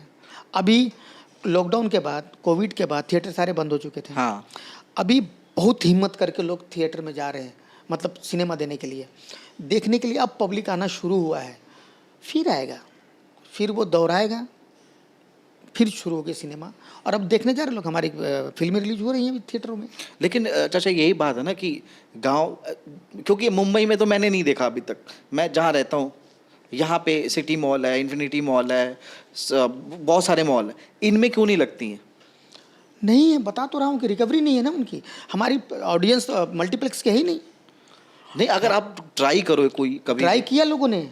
अभी हमारे रोशन जी जो हैं, हमारे SRK म्यूजिक के ऑनर जो हैं, उन्होंने रंग दे बसंती बनाई, अच्छा खासा बजट लगा उसमें, मल्टीप्लेक्स में डाला, उनको रिकवरी नहीं मिली। तो आप करेंगे, आप प्रोड्यूसर बनेंगे तो हिम्मत करेंगे डालने के लिए मल्टीप्लेक्स में। नहीं, मैं पता क्या, मेरा जो चाहता है, क्योंकि देखो मैंने पहले एक मूवी बनाई थी, 2 मूवी बनाई थी पहले, तो मैंने यही सोच के बनाया था कि सिर्फ यूट्यूब पे डाले, जाना है मेरे को नहीं खेलना उस लेवल का, क्योंकि अगर उस लेवल का मुझे खेलना है तो कम से कम मैं 10 CR रखूंगा तब जाके खेलूंगा। 1 CR तो सिर्फ प्रमोशन के लिए रखना था मुझे, लेकिन मेरे पास उतना बजट था ही नहीं, तो मेरे पास 20-25 लाख में जितना था मैंने करके ख़त्म किया। वो एक समझ लो यूट्यूब वीडियो बनाई थी मैंने 2.5 घंटे की, और उसमें कटा के कितना निकला, एक घंटा 20-25 मिनट निकला था, और गाने मैंने डाल दिए तो फिर वही पैकअप बाहर आ गया था। लेकिन जाना चाहिए, आपको लगता है प्रमोशन करनी चाहिए मूवी की? बिल्कुल बिल्कुल, थिएटर तक जाना चाहिए, और हमारे हीरोज़ जो हैं उनको भी थिएटर में जाके प्रमोशन करना चाहिए। इतनी बड़ी फिल्म हम उससे कंपेयर नहीं कर सकते हैं, हमारी तो उस लेवल का नहीं है, मगर इतनी बड़ी फिल्म, इतनी बड़ी बजट, RRR, उसके दोनों हीरो बिना चप्पल के प्रमोशन पे घूम रहे थे। वही तो ये हमारे इंडस्ट्री में क्यों नहीं हो सकता है? हमारे एक्टर क्यों नहीं जा सकते? आप भी जाइए थिएटरों तक। आप खाली फेसबुक पे लाइव आकर के और इंस्टा पे रील बना करके आप चाहते हैं कि मेरा प्रमोशन हो जाए? तो ऐसा तो नहीं होगा। क्या उनके पास मोबाइल नहीं, उनके पास इंस्टा नहीं है? वो भी तो लाइव आके फेसबुक पे बोल सकते थे, मगर वो लोग ने कदम उठाया, वो लोग आगे बढ़े। इतने बड़े डायरेक्टर हैं सर राजा मौली साहब, वो खुद आए, हर शो में गए, हर रियलिटी शो में गए, मंदिरों में गए, मस्जिदों में गए, गुरुद्वारे में गए। RRR अपने आप में एक ब्लॉकबस्टर थी, तो शायद इनकी दुआएं काम आ गई। ऑब्वियस सी बात है, होता है। RRR में उन्होंने ये दिखा दिया कि ये हो सकता है, इम्पॉसिबल है। बहुत सारे सीन्स है जो हम सोच के देखे तो लगेगा क्या मजाक है, पर फिर भी वो इतनी बड़ी हिट, तो शायद दुआओं का असर है, शायद उन्होंने इतना प्रमोशन किया उसका असर है। तो ये हमारे भोजपुरी के आर्टिस्ट लोग क्यों नहीं करते, क्यों नहीं चाहते? तो ये आर्टिस्ट नहीं या प्रोड्यूसर जो होता है वो चाहता है कि करूँ मैं एकदम promotion? प्रोड्यूसर चाहता है, इनके पास टाइम नहीं है, इनको एल्बम करने से फुर्सत नहीं है। तो इसमें आप जैसे आप तो खेसारी के क्लोज हो, तो आप बोल सकते हो ना खेसारी जी को नहीं यार चलो। हमारे बोलने से क्या होता है भाई? नहीं, हम बोलेंगे कि देखिए आपको जाना चाहिए, देखिए गुरुजी ऐसा है कि 3 तारीख को वहाँ जा रहा हूँ, 5 तारीख को वहाँ जा रहा हूँ, 9 तारीख को वो एल्बम है, तो क्या मतलब बनता है? तो मतलब वो चाहते हैं कि ये छोड़ो, मुझे पैसा कमाने से बस मतलब यही आ मोटो गया ना, यही है। घूम फिर के तो यही आ गया। बस हम चाहेंगे, देखिए अमित जी, अभी हम लोग, मैं तो बता रहा हूँ कब से हूँ, मैंने नेगेटिव देखा है, पॉजिटिव भी देखो। रील पे शूटिंग जब होती थी वो देखा मैंने, उसके बाद हम लोग DVD में आ गए, हाँ हाँ हाँ। ठीक है, उसके बाद TV में आ गए, उसके बाद मोबाइल में आ गए, अब इसके नीचे कहाँ जाएंगे? खत्म ही होगा काम, अब कहाँ जाना है? अब कहाँ जाएंगे? बिल्कुल। अब शायद शब्दों में, लोगों की बातों में रह जाएंगे कि फलनवा था, अरे वो फिल्म देखे थे, वो फिल्म आ रहा है, अब ये हो जाएगा? नहीं, अभी हमारे इंडस्ट्री, भोजपुरी इंडस्ट्री को बदलाव लाना होगा और इस पे काम करना होगा। हमारे जितने भी सीनियर महानुभाव हैं, जितने भी स्टार हैं, जितने भी अच्छे प्रोड्यूसर्स हैं, जितने भी डायरेक्टर्स हैं, डायरेक्टर हमारे यहाँ एक से बढ़ के एक हैं। आज हमारी एक फिल्म जया इंटरनेशनल अवार्ड लेके आई है। अच्छा, हाँ, मोरक्को में उसको बेस्ट फिल्म और बेस्ट डायरेक्टर का अवार्ड मिला धीरू यादव को। उसने नया चैलेंज लाया। धीरू यादव एक हमारे भोजपुरी के बहुत ही अच्छे मेरे दोस्त हैं और डायरेक्टर हैं। पहला भोजपुरी इंटरनेशनल अवार्ड आया Jaya, world wide producer Ratnakar sir हैं उसके प्रोड्यूसर हमारे। तो भाई करो तो सही, कुछ तो करके दिखाओ, मेहनत तो करो। सारे डायरेक्टर अच्छे हैं, धीरू चैलेंज लेता है, वो लड़ जाता है, नहीं ये बना के दूंगा, आपको पसंद करना पड़ेगा। जया बनाया उसने, कटान बनाई, कटान में हीरो कौन? संजय भैया, संजय पांडे हीरो हैं उसके। अच्छा। हाँ, अब कटान की अच्छी मतलब रिस्पॉन्स है, आप देख सकते हैं यूट्यूब पे। वो एक्टर ही बहुत खतरनाक है। हीरो तो नहीं है ना, नहीं, उनको हीरो लेके उसने बना दी, चैलेंज लिया उसने, धीरू ने अप्रूव कर दिया, वो भी फिल्म चल गई। तो अभी कटान थिएटर में रिलीज करने वाला है वो अगले महीने। तो आप चैलेंज लो। यहाँ तो लोग बस फिल्म बना देना है, ये हो गया हटाओ, हाँ चलो दूसरा लाओ। अरे यार प्रूफ तो करके दिखाओ। आज इंटरनेशनल अवार्ड कौन भोजपुरी ने उठाया? नहीं नहीं, अभी तक तो मैंने सुना। आपके मुंह से एक नया सुनने को मिला मुझे। आप यूट्यूब पे सर्च कीजिए, मैं मुंह से बता रहा हूँ, आप सर्च कीजिए जया फिल्म डालिए, भोजपुरी फिल्म, और उसको देखिए कितने अवार्ड्स मिले उसको। इंटरनेशनल अवार्ड अगर लाने का अधिकार है तो रत्नाकर सर और धीरू, तो आप लोग भी चैलेंज लो ना। लोग बोल रहे थे फिल्म देखने के बाद, ट्रायल में हम लोग गए थे, क्या बना दिया है, औरतें शमशान घाट में थोड़े लाश जलाती हैं। तो चाचा अब चलो, सारी बातें तो हो गई, मुझे अब चाची के बारे में बताओ। चाची कैसे मिली आपको? जरूरी है पूछना? बहुत जरूरी है, क्योंकि अच्छा हम दोनों की एक सिमिलरिटी पता क्या है? दोनों कलुए और हमारी दोनों की बीवी बहुत गोरी और लड़का और गोरा। नहीं, बात यह है कि हमारा दिल दरिया है, हाँ। का हुआ जो मुँह करिया है। अरे वाह, कैसे मिली अच्छा आपको? मैं अब बहुत पुरानी बात है ये, 2000 मुझे लग रहा है 6 वो की बात है। मैं उस वक्त कोरियोग्राफर असिस्टेंट हुआ करता था। अच्छा। और ये एल्बम में एक मॉडल एक्टर मोटी सी ऐसी, चाची ये दिखाओगे क्या? हाँ, भेजूंगा मैं अलग काट के उनको। तो मिल गई वहाँ पे, दोस्ती हुई हमारी, और दोस्ती काफ़ी दिन तक चला। फिर दोस्ती प्यार में बदल गया, फिर उसके बाद 2008 25 फरवरी को रिश्ते में बदल गया। नहीं अच्छा, उससे पहले मैंने एक क्लिप देखी है जहाँ पे आप लोग ऑन सेट एनिवर्सरी मना रहे थे, शायद 11 साल पूरा होने पे, है ना? तो वहाँ पे किसी ने पूछा, आप मजाक भी उड़ा रहा था आपका कोई, तो कि इनको देखो कारिया और भाभी को देखो, ऐसा वो बोल रहे थे, कुछ केक को काट रहे थे और बाबू भी वहीं घूम रहा था। तो फिर भाभी से पूछा गया कि सबसे पहले प्रपोज किसने करा था? तो भाभी ने कहा मैंने। तो मेरे को भी कैसे ये कहानी बताओ, ये कैसे हो सकता है? तो यहीं पे आती है बाबू अमित टैलेंट की बात। अरे भैया, अरे कैसे? उसने मुझे प्रपोज नहीं किया था। हाँ। उसने मेरी शक्ल सूरत को नहीं चाहा था। हाँ। उसने मेरे टैलेंट को चाहा था, मेरे अंदर एक छुपे हुए इंसान को चाहा था, मेरे अंदर छुपे एक सच्चे मन को चाहा था, तो उसने प्रपोज कर डाला। मुझे भी लगा चलो ये कालिया को कहाँ मिलेगी ऐसे, कर लो शादी। और आज मुझे शादी का 2008 कितना हो गया, 14 साल हो गए। 14 साल हो गए, बाप रे। नहीं 16 साल, 16 साल हो गए। हाँ 16 साल। 16 साल हो गए और हो गए तो हो गए। तंग हो? नहीं, खुश हूँ, बहुत खुश सच में? बहुत खुश। एक दिन चाची को बैठाऊंगा आपके साथ में, और वो वाला पॉडकास्ट आपके घर पे ही करूंगा। ऐसा ही क्या? उस दिन पूछूंगा आपके काले सच का राज। तो हेलमेट पहन के बैठना। मैं कि आप? मैं अच्छा एक बात बताओ कि जो चाची हैं वो भी एक्ट्रेस हैं भोजपुरी की, है ना? उन्होंने बहुत काम किया हुआ है, अभी भी आज भी शूट पे हैं वो। जब आप आए तो बता रहे थे कि लड़का बेचारा अकेले घर पे ही है। तो ये टाइम मैनेज कैसे करते हो आप दोनों? और लड़का आपका 11 साल, कितने 11 साल का? तो लड़के को अकेले छोड़ के आना, दोनों अभी भी काम करो, मतलब अभी तब से लेके अभी भी थका, ऐसा नहीं होता कि यार छोड़ जाने दे, ब्रेक ले लेते हैं? ब्रेक लेंगे तो फिर लाइफ ब्रेक हो जाएगा बाबू। बच्चे को उसका देखना है सारा चीज़, क्योंकि हम दोनों हस्बैंड वाइफ का एक ही सपना है कि वो भी बहुत गरीब फैमिली से, मैं भी बहुत गरीब फैमिली से हूँ। अच्छा। तो हम लोगों ने जो दिन नहीं देखे वो बच्चा मेरा देखे। तो हम लोग बच्चे को कोशिश करते हैं कि जो वो बोले उसका जो हम नहीं कर पाए लाइफ में, हम तो, वो भी बेचारी शुरू से क्राउड में काम करती थी। अच्छा। बच्चे से वो काम कर रही है। वो राजू चाचा में क्राउड आर्टिस्ट में थी, वो कसम हिंदुस्तान के में क्राउड में खड़ी है। क्या बात कर रहे हो? उनकी माँ जो थी कोऑर्डिनेटर थी, तो बचपन से इंडस्ट्री देखी है वो, मुंबई की बॉर्न बटन मुंबई का ही है। तो हम लोगों ने बहुत गरीबी देखी है, तो हम लोग नहीं चाहते कि हमारा बच्चा वो दिन देखे। तो हम चाहते हैं कि उसको हर चीज़ वो मिले जो हमें न मिला हो। तो हमारी कोशिश है, इसलिए हम लोग मेहनत करते हैं, डे नाइट काम करते हैं। आज भी मैं कल पूरी रात शूटिंग पे था, 5 बजे सुबह घर पहुंचा हूँ, थोड़ा देर सोया, रेडी होकर फिर तुम्हारे पास आ गया।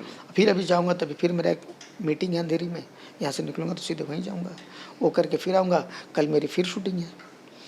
तो हम लोग का तो भाग दौड़ चलता रहता है, क्योंकि ये वक्त आया है तो इसको यूज़ करो, कि दोबारा ऐसा वक्त नहीं आता है।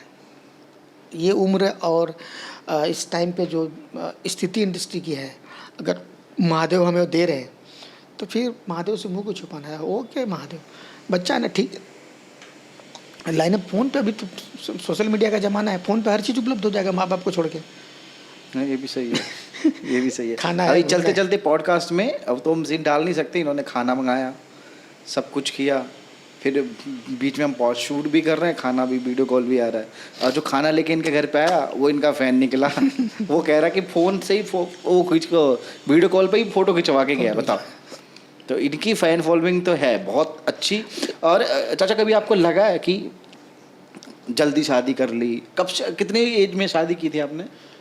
मेरा एज उस वक्त लग रहा है, अभी कितना चल रहा है, 16 साल पहले की थी ना, तो मुश्किल से 24-25 करा होगा। तो मतलब उस एज में ऐसा लगता है 22-23 करा 22-23 में। तो ऐसा मतलब कई, मैंने भी शादी कर ली अच्छे, मतलब मैंने भी आपकी सही वक्त था, सही वक्त है ये? सही वक्त था, क्योंकि वक्त को अपने हिसाब से जीना चाहिए लोगों को। मैंने देखा है कि जिसने वक्त को नहीं समझा, वक्त ने अगर उसको नहीं समझा तो किसी वक्त के लायक नहीं रहते वो। ये है। तो हम लोगों ने अगर सही समय पे शादी की है तो हमने बचपन भी देखा, बच्चे का बचपना भी देख लिया। हाँ। उसकी जवानी भी देखेंगे। हाँ। उसकी शादी भी देखेंगे, उसके बच्चे भी देखेंगे। फिर और अभी तो आप बहुत जवान हो। अभी तो कहाँ, अभी तो 21 रन है।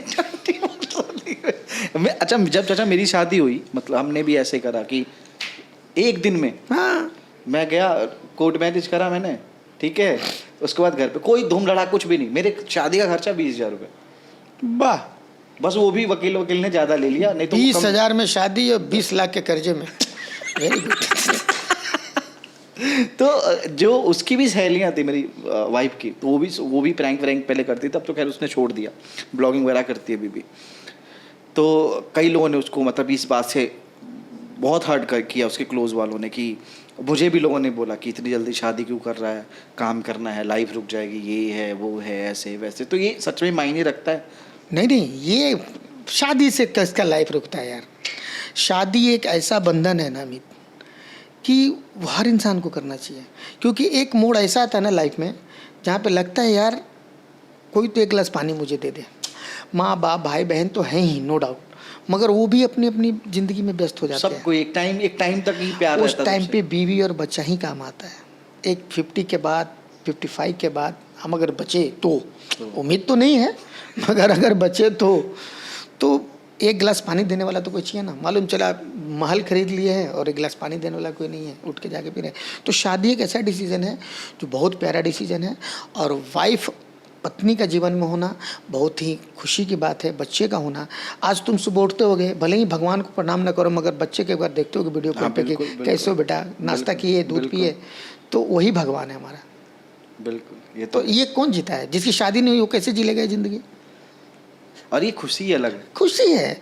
अभी तुमको अगर बिरयानी खाने का मन है, चिकन बिरयानी, और बेटों को खाने का मन है इडली, तो तुम अपना डिसीजन चेंज कर दोगे, तुम बोलोगे मैं भी इडली खा लेता हूँ। हाँ बिल्कुल, होता है ऐसे ही होता तो ऐसा शादी करोगे तभी संभव है ना। है।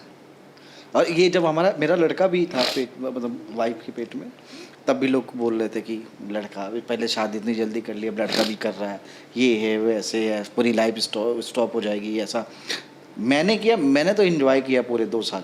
हाँ भाई, रुपया रह जाएगा, जिए कब? हाँ, अब चाचा मैं एक बात बताऊँ आपको, मैंने अपने लड़के को जब से पैदा हुआ और अभी तक मैंने उसको 1-1 इंच बढ़ते देखा है। बताओ, कोई भी चीज़ मिस नहीं करी उसकी, कोई भी चीज़। अभी खुद से पूछो कितनी खुशी महसूस कर रहे हो? मैं बहुत खुशी होती है। अभी मैंने देखा तुम वीडियो कॉल पे बात कर रहे हो। हाँ। ये खुशी किस मैंने कहाँ से आएगा? पैसे से आ जाएगी ना, खुशी? पैसों से बिल्कुल भी नहीं। वो डिसीजन से खुशी आता है जो हाँ, तुमने ली। हाँ। एक वक्त रहते एक उम्र में ली, और अभी तुम देखो, अभी तुम्हारे पास बहुत बचा है वक्त। हाँ। देखो अभी बच्चों को शादी करोगे, समधी बनोगे, समधन जवान मिलेगी अभी तो। अरे मुझे क्यों पिटवा? अच्छा चाचा, अब ये टॉपिक ख़त्म करते हैं अपन, अब आते हैं जो मेरा मेन टॉपिक था कि एक तो भोजपुरी में जिनको मैं देखते कॉमेडी में पहले, आपसे पहले आनंद मोहन जी थे, उनसे आप मिले हो कभी? उनके साथ मैंने काफ़ी फिल्में की है। कैसे आदमी है? उनको हम लोग बाबा बोलते हैं, आनंद मोहन बाबा। हाँ। वो आदमी पता नहीं किस मिट्टी के बने हैं, मतलब इतना शांत, इतना मजाकिया, इतना सरल स्वभाव के इंसान, और भी इंडस्ट्री में मैंने तो नहीं देखा है। आनंद बाबा बैठ गए ना एक बार सामने, तो सारे कॉमेडियन फेल। मेरी बात करवाओगे कभी अगर? अरे एकदम, मैं आपके ब्रॉडकास्ट में उनको लाऊंगा।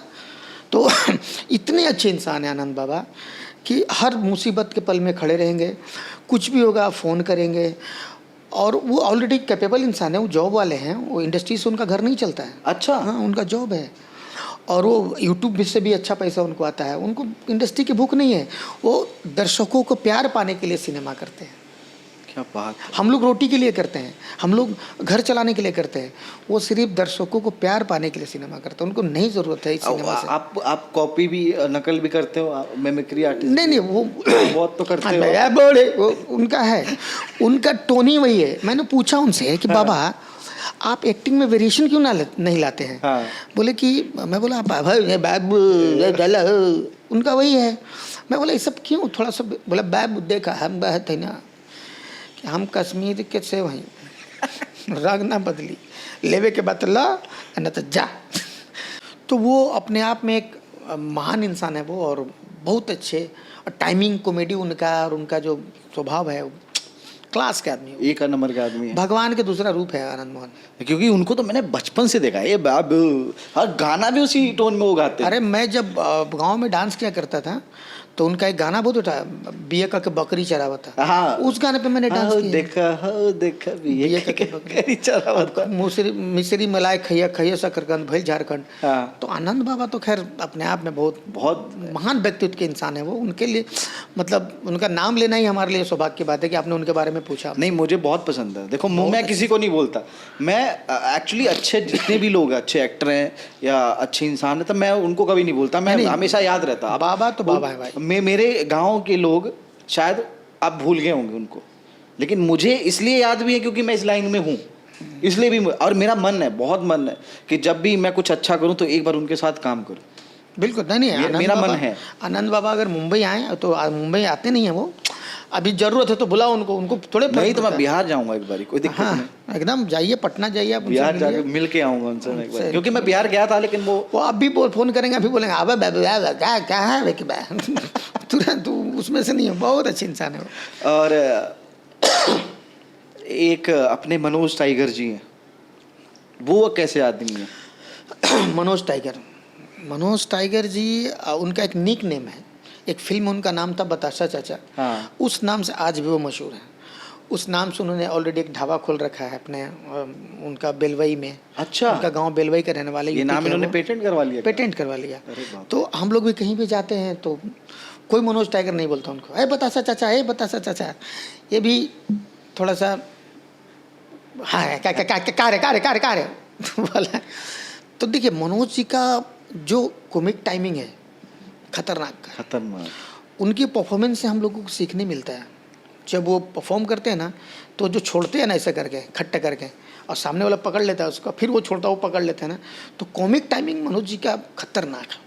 तो उनसे मैं तो बहुत छोटा था, उनकी फिल्में देखा करता था, और तो हमारे बहुत सीनियर हैं तो मनोज जी से बहुत कुछ सीखने को मिला है लाइफ में, और हम और भी सीखते ही हैं उनसे। मनोज जी के बारे में कुछ ऐसा प्रैंक वैंक मनोज जी के बारे में अगर मैं बात करना शुरू करूं तो खत्म ही नहीं होगा। कोई एक छोटा सा किस्सा? मनोज जी के बारे में क्या क्या याद करूं मैं। मनोज जी अपने आप में किस्सा है। उनका एक बहुत अच्छा है कि जब भी मिलते हैं तो बोलते हैं मैं जी हाँ मैं डाइटिंग पे हूँ डाइटिंग पे हूँ।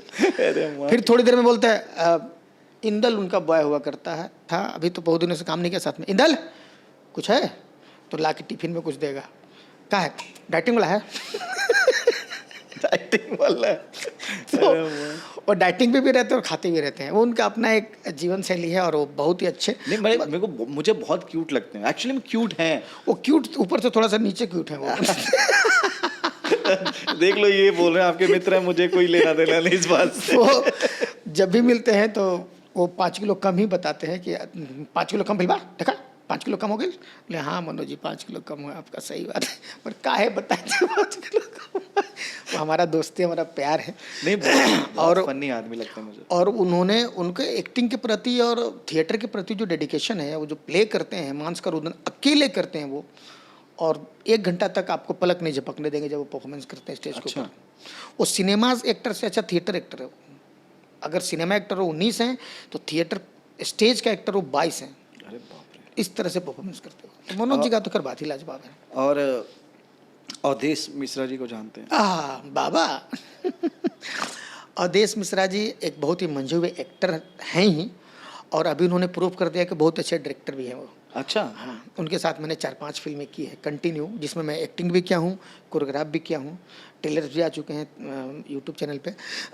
बहुत ही सुलझे हुए इंसान, बहुत ही मंझे हुए इंसान। अवधेश मिश्रा अभी मैं एक फिल्म कर रहा था, फिल्म का नाम था एक परिंदा। अच्छा। एक परिंदा में अवधेश जी की जो रियल वाइफ है ना भाभी, वो एक्टिंग कर रही थी। अच्छा। भाभी जी उसमें एक्टिंग कर रही थी, उनकी वाइफ का और उस स्क्रिप्ट में ना उनका देहांत हो जाता है फिल्म में। अच्छा। और एक गाना है, मैं कोरियोग्राफ कर रहा था, और उनकी अर्थी सजी है, और अवधेश जी की बीवी का देहांत हो गया है भाभी का, और वो आगे आगे कलश लेके जा रहे हैं, और वो गाना मैं कर रहा हूँ, और उनकी बॉडी रखी हुई है भाभी का उन पे, रागिनी भाभी का रखा हुआ उस पर। अवधेश जी ने पलट के एक बार भी नहीं देखा शॉट को। अच्छा। उस फिल्म के डायरेक्टर थे, वो चाहते तो गाना पूरा देख सकते थे आकर के, कि दिखाओ क्या शॉट किए हो, क्या लिए हो, बताओ, उनका हक है। एक फ्रेम आके मॉनिटर पे नहीं देखा उन्होंने। उनकी हिम्मत ही नहीं थी कि मैं ऐसे रूप में बीवी को देख ही नहीं सकता।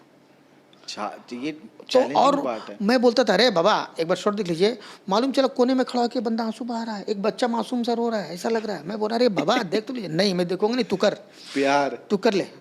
एक पर्दे पे एक क्रूर इंसान, आप अवधेश मिश्रा को कभी भी आप नहीं सोच सकते कि कॉमेडियन दिखेगा उसमें। हाँ बिल्कुल। एक वो क्रूर इंसान दिखते हैं पर्दे पे, मगर रियल लाइफ में उनके अंदर एक बहुत ही मासूम छोटा सा बच्चा बसता है, जो उस शूट के दौरान मैंने देखा, छोटी छोटी बातों पे नाराज़ हो जाते हैं, छोटी छोटी बातों पे खुश हो जाते हैं, डांट देते हैं लोगों को। डांटने के बाद उनको रियलाइज होता है कि मैंने गलत किया, तो फिर उसको मैनेज भी करते हैं वो। अब एक तो ईगो अंदर, अवधेश मिश्रा तो एक अंदर पड़ा हुआ है, वो तो रहेगा ही, और ऊपर का एक है चल मैनेज कर ले, रावण ऐसा। तो अवधेश भाई में तो खैर सैल्यूट है बाबा मैं इन जितने भी एक दो नाम और लूंगा मैं, इन लोगों का मैं डाई हार्ट फैन हूँ बचपन से। मैं एक टाइम था कि चलो हम लोग भोजपुरी के अलावा कुछ देख ही नहीं पाते थे। अब इसमें से एक सुशील सिंह जी हैं। को। सुशील भैया एक ऐसे एक्टर हैं, वो बनारस के रहने वाले हैं, और आप ऑलरेडी वो बहुत ही संपूर्ण फैमिली से हैं। वो सिनेमा भी करते हैं, उनका एक शौक है अच्छा। सिनेमा करने का। और सुशील भैया के अंदर मैंने एक चीज़ देखी है कि वो अपने कंडीशन पे काम करते हैं। पेमेंट अपने हिसाब से लेंगे, डेट अपने हिसाब से देंगे। अच्छा। हाँ, अगर चाहिए तो है, नहीं तो जाओ। अरे तो वो और परफॉर्मेंस भी करके देते हैं वो। नहीं, वो उन्होंने इतनी बड़ी सीरियल की थी, भारत क्या भाग्य विधाता, हाँ। वो बड़े बड़े सीरियलों में एक्टिंग कर चुके हैं। तो वो परिपूर्ण इंसान है, और उनका प्ले देखिए, अंडर प्ले जो करते हैं वो, जो गंभीरता से अपने कैरेक्टर को बाहर लाते हैं वो, तो बहुत उनसे बहुत कुछ सीखने को एक एक्टर को चाहिए। वो अपने आप इंस्टीट्यूशन है वो। तो सुशील भैया का परफॉर्मेंस देख करके ना लोगों को सीखना चाहिए कि भाई एक्टर इस हिसाब से जाके, इस लेवल पे जाके परफॉर्म कर सकता है। वो हर कैरेक्टर को ऐसा उठाते हैं, चाहे वो पुलिस बने, चाहे विलेन बने, चाहे बाप बने, चाहे भाई बने, वो परफॉर्मेंस इतना तगड़ा करते हैं कि लगेगा कि ये रियल आदमी है, हाँ। ये एक्टर नहीं है। देख लो, मैं आप लोगों को याद हूँ, आप लोग भी मुझे याद करना। इनके माध्यम से मेरे पॉडकास्ट में आते रहना। और एक है संजय पांडे जी। अरे संजय भैया, अरे वाह। संजय भैया एक बहुत ही बिजी एक्टर हैं। अच्छा। वो हमारे बड़े भाई समान हैं, और बिजी एक्टर इतना बिजी हैं, बिजी इतना कि कभी पॉडकास्ट में आएंगे मेरे? नहीं आएंगे। एकदम आएंगे। तो बिजी इतना है कि वो, जैसे शूटिंग पे हम लोग हैं, तो हमारे बड़े भाई तुल्य हैं वो, मैं उनसे मजाक भी करते रहता हूँ सेट पे। इंसान बहुत अच्छे हैं, दिल से बहुत नेक हैं। फ़ोन पे ही डेट मैनेज करते हैं। अरे सुन रहे है। उनका बात करने का स्टाइल ऐसा है, यहाँ बोले ऐसा बोलेंगे, हाँ बोल, अरे 2 दिन डेट बढ़ा, नहीं तो मैं अवेलेबल नहीं हूँ। अरे बाप रे। ठीक है, तो उधर से बोलेगा ठीक है भैया, तो देखता हूँ किसी और से बात करता हूँ। अरे रुक नहीं सकता 2 दिन मेरे लिए, ऐसा फ़ोन करके बात करता हूँ। तो संजय भैया का अपना स्टाइल है, वो अपने आप में कॉमेडी है, वो रियल लाइफ में कॉमेडियन है वो। अरे लेकिन चाचा बहुत अच्छा लगा आपसे बात करके। बस एक चीज़ और रह गई है मेरे से आपसे पूछने, आप ज़्यादा टाइम ले लिया मैंने इनका। हमने सबकी बात करी, दिनेश लाल यादव से कभी मिले निरहुआ से? अरे बिल्कुल, हमारे बहुत अच्छे मित्र हैं वो। और वो आपको कैसे लगते हैं? दिनेश जी बहुत ही सुलझे हुए इंसान हैं। क्योंकि उनकी कभी मैंने कंट्रोवर्सी नहीं, कभी किसी से बोलना दिनेश चलना जी नहीं। से अगर आप मिले हैं या नहीं मिले मैं हैं, नहीं मिला कभी। नहीं मिले हैं ना, नहीं। जिस दिन भी मिलेंगे ना, आप तो उनका नाम जानते हैं, हाँ। भले वो आपका नाम नहीं जानते हो, बिल्कुल। तब बोलेंगे अरे दिनेश भैया, तो आपसे ऐसे मिलेंगे ना जैसे आपको बहुत सालों से जानते हैं। अच्छा। भले नाम हम नहीं मालूम उनको, पहली बार आप मिले हैं, अरे बाबू काल चाल, अरे अरे बहुत दिन बाद। वो मैनेज करते हैं, इतने साफ सुथरे, इतने सुलझे हुए इंसान दिनेश जी। आप देखिए जनता ने उनको चुना, हाँ, अच्छे बिल्कुल, थे तब नहीं चुना। बिल्कुल। रवि सर हैं, बिल्कुल। मनोज जी हैं, तो जनता ने चुना, तो कुछ तो अच्छा ही होगी ना बस। और दिनेश जी को बहुत दिल के अच्छे इंसान, और बहुत ही नेक, और अपनों को बहुत साथ लेके चलते हैं वो, चाहे भाई हो, भतीजा हो, परिवार हो। उनके भाई से मिला हूँ, परवेश लाल यादव से। परवेश जी उनके भाई उनको हैं। डीएन नगर में मिला था। तो वो बहुत ही फैमिलियर इंसान है, और वो सुलझे हुए इंसान है। उनके अंदर दिल कल छल कपट ऐसा कुछ नहीं है। कभी उनका स्टेटमेंट भी आपने नहीं सुना होगा कुछ। तो नहीं, बहुत नहीं, वो नहीं बहुत अच्छे इंसान है वो, बहुत सोच समझ के बोलते हैं, और तोल के बोलते हैं। वो बोलते हैं, सोचते हैं तब बोलते हैं, वैसे बोल के नहीं। नहीं सोचते। सोच लेंगे तब बोलेंगे, बोलते हैं ना कि तोल मोल के बोल, वो दिनेश जी हैं। वो है एक्चुअली में। चलो चाचा, बहुत अच्छा लगा आप मेरे पॉडकास्ट में आए, बहुत बहुत धन्यवाद आपका। और आगे भी आते रहना, बिल्कुल बिल्कुल। और किसी ना किसी को लेके। पहले तो मैं आपके घर आऊँगा एक दिन, हाँ। और चाची के साथ बैठेंगे। आज ठीक है। हेलमेट वाली बात है, हेलमेट मैं खुद ले आऊँगा। ओके और 150 वाली वो भी, ओके। ताकि थोड़ा तो लगे आपको। आई होप गाइस आपको ये पॉडकास्ट देख के मजा आया होगा। और चाचा का पूरा सोशल मीडिया है, जो इंस्टाग्राम, यूट्यूब, फेसबुक भी आप चलाते हो, महेश आचार्य के नाम से होगा यूट्यूब चैनल, और इंस्टाग्राम और फेसबुक। उसका लिंक जो है डिस्क्रिप्शन में मिल जाएगा। प्लीज़ इनको फॉलो करना, इनकी मस्ती देखना जो ये ब्लॉग पे करते हैं। बहुत अच्छा इनका ब्लॉग होता है, छोटा छोटा। और ये अभी कुछ स्टार्ट करना चाह रहे थे, क्या बोल रहे थे आप मुझे? अभी मैं अपने यूट्यूब पे शुरू करने जा रहा हूँ, गोधना के बिया। अच्छा, ये क्या है? अब उसमें देखेंगे तो मजा आएगा कि वो शादी के लिए परेशान है हाँ। और उसका कम से कम तो 150 शादी कटता है। अरे महाकसम। तो एक सीरीज बनाऊंगा मैं और वो मैं अपने दर्शकों को दिखाऊंगा मेरे चैनल पे। तो गाइस अगर इस रुदना का बिया देखना है तो सब्सक्राइब कर लेना। आपके चैनल का नाम क्या है? Mahesh Acharya official, comedy official. Comedy option. तो ये जाके जरूर देखना आप लोग, लिंक डिस्क्रिप्शन में मिल जाएगा।